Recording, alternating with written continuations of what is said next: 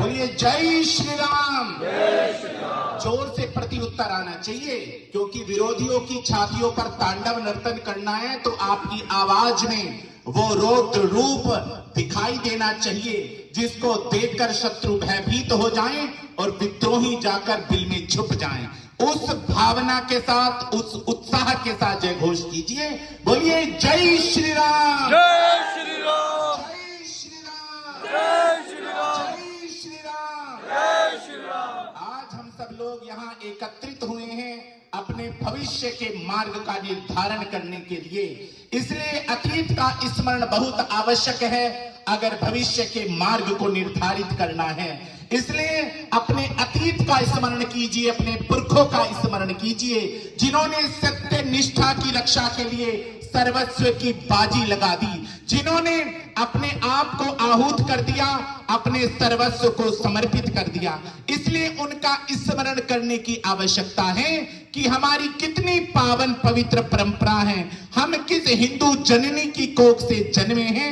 अपने ऊपर गौरव का, गर्व का अनुभव करने का आज समय है, क्योंकि हम उन राजा हरिश्चंद्र की संतान हैं जिन्होंने, भैया इसको रहने दो ना, जिन्होंने सत्य की रक्षा के लिए अपने सर्वस्व की बाजी लगा दी थी।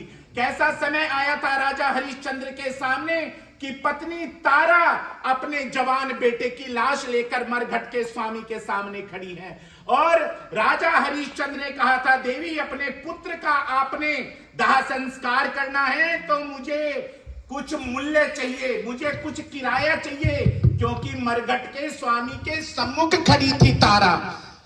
तो तारा ने हरिश्चंद्र से कहा था, पति देव ये आपका पुत्र, मैं आपकी पत्नी, अपने सर्वस्व को लुटा दिया, हमने अपनी सारी संपत्ति विश्वामित्र को दान दे दी थी जिन्होंने, और यहां पर हरिश्चंद्र ने अपने आप को बेच दिया था एक डूम के, एक शमशान घाट के मालिक के हाथों, और अपनी पत्नी को बेच दिया, पुत्र को बेच दिया था सत्य की रक्षा के लिए। लेकिन काल की नियति देखो, जवान बेटे को सांप ने डस लिया, अपने बेटे की लाश लेकर खड़ी है शमशान घाट पर, लेकिन शमशान घाट पर तो राजा हरिश्चंद्र नौकर बनकर खड़े हैं, पूछ रहे हैं, देवी बिना किराया लिए मैं इस आपके अपने पुत्र का दाह संस्कार नहीं होने दूंगा। तारा ने कहा, तुम कैसे पिता हो, अपने ही बेटे की लाश का किराया मांग रहे हो इसको मुखाग्नि देने के लिए। तो देवी तारा को कह दिया था हरिश्चंद्र ने कि मैं अपने धर्म पर खड़ा हूं देवी, मैं अपने धर्म के साथ दगा कैसे कर सकता हूं। तारा ने कहा, हरिश्चंद्र मेरे पास कुछ नहीं है पति देवी, एक साड़ी है तन पर और कुछ नहीं है देने के लिए। तो हरिश्चंद्र ने कहा था, देवी इस साड़ी को उतार दे, आधी फाड़ के अपने पुत्र को कफन के रूप में उड़ा दे और आधी साड़ी मुझे किराए के रूप में दे दे। तारा ने कहा था, पति देव मैं नंगी हो जाऊंगी। तो हरिश्चंद्र ने कहा था, देवी मैं तुझे नंगा देख सकता हूं लेकिन अपने धर्म को नंगा नहीं कर सकता। उन हरिश्चंद्र की संतान हैं हम। हमारे पुरखों ने कहा था कि हम सत्य बोल सकते हैं क्योंकि हम दमदार हैं। आज उन्हीं की संतानें कह रही हैं कि हम सच बोल नहीं सकते, हम बाल बच्चेदार हैं, क्योंकि सत्य बोलने के लिए चरित्र का बल चाहिए। लेकिन चरित्र तो हिंदुओं ने अपने अपने चरित्र का पतन कर दिया है। इसलिए आज आवश्यकता है कि हमें करना क्या है। राम जन्मभूमि के ऊपर 500 वर्ष के संघर्ष के बाद वो शुभ घड़ी आई है कि जहां हम प्रभु श्री राम की जन्मभूमि पर विजय की वैजयंती ध्वजा पताका लहराते देख रहे हैं। ये किसके कारण संभव हुआ? कौन है वो लोग जिन्होंने राम जन्मभूमि के लिए अपने जीवन को आहूत कर दिया और राम मंदिर के लिए अपने सर्वस्व की बाजी लगाकर उस परिश्रम, उस त्याग, बलिदान को सर्वोच्च सफलता के शिखर पर पहुंचाया। हमारा दायित्व है, हमें चुनना है, वोट हमारी ताकत है, मतदान हमारा धर्म है, अपने धर्म से विमुख मत होना। इसलिए मैं आपसे निवेदन करने आया हूं कि आपका मतदान राम मंदिर के नाम होना चाहिए। हम धर्म के साथ दगा भला कैसे कर सकते हैं? रामो विग्रहवान धर्मः, धर्म का रूप तो भगवान श्री राम का विग्रह है। हम उनके साथ भला उनके साथ भरा हम कैसे गद्दारी कर सकते हैं। इसलिए आपका वोट श्री राम के नाम होना चाहिए, आपका वोट राम मंदिर के नाम, आपका वोट होना चाहिए जिन्होंने राम मंदिर बनाने के लिए अपना सर्वस्व अर्पित कर दिया। इसलिए चुनिए, आपने चुनना किसको है, चुनाव का अधिकार दिया है आपको, इसलिए आप श्री राम के अतिरिक्त कुछ चुन सकते हैं। तो फिर आपके आने वाली पीढ़ियां कहेंगी ये वो हमारे पुरखे गद्दार हैं जिन्होंने श्री राम को वोट ना देकर, राम मंदिर को ना अपना मतदान देकर जिन्होंने कुछ और चुना। इसलिए आपको चुनना है, उसी भाव को लेकर, उसी संदर्भ को लेकर हम गली गली गांव गांव जा रहे हैं। लोग कह रहे हैं, ये विश्व हिंदू परिषद के लोग ये राजनीतिक भाषा बोल रहे हैं। हमने कहा हमें किसी राजनेता की कुर्सी नहीं चाहिए, हमें इस बार जम्मू कश्मीर की सत्ता पर हिंदू सीएम चाहिए।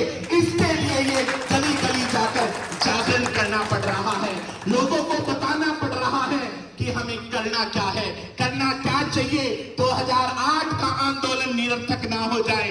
मेरे डुग्गर जाति के डोगरे बेटों ने, तिहरे नौजवानों ने छाती पर और माथे पर गोलियां खाई हैं। उस आंदोलन को भला हम विस्मृत कैसे कर सकते हैं। इसलिए राम को चुनिए, राम के पक्ष में चुनिए। इसलिए समग्र समाज को आज जागृत होने की आवश्यकता है। इसलिए जागरण अभियान चल रहा है, आप जागृत हो जाइए और जो सोए हैं उनको जगाइए, और जो जागे हैं और सोने का नाटक कर रहे हैं उनको भी भगवान श्री राम के जय घोष से उनकी भी वो कंचन निद्रा को दूर कीजिए और भगवान श्री राम के साथ खड़े हो जाइए, ताकि भारत मां विश्व गुरु के पद पर प्रतिष्ठित हो और भारत गौरवान्वित हो जाए। इस भाव को लेकर हम गली गली जा रहे हैं, गांव गांव जा रहे हैं, घर घर जा रहे हैं।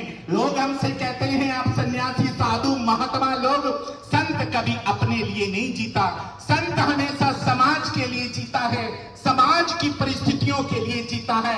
विश्वामित्र को कोई आवश्यकता नहीं थी अपने आश्रम को छोड़कर जाना, राजा दशरथ के सम्मुख खड़े हो गए, झोली पसार दी थी उन्होंने। क्यों? राजा दशरथ उनके यज्ञ की रक्षा नहीं कर सकते थे क्या?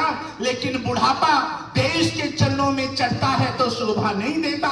विश्वामित्र ने कहा था, दशरथ मुझे तेरा बुढ़ापा नहीं चाहिए, मुझे देश की रक्षा के लिए राम और लखन की तरुणाई चाहिए, उनकी जवानी चाहिए। और उन्होंने हुंकार भरकर कहा था कि आंधियां चलने लगी हैं, अब ज्वार को पैदा करो, कंठ में कुरुंदन नहीं हुंकार को पैदा करो।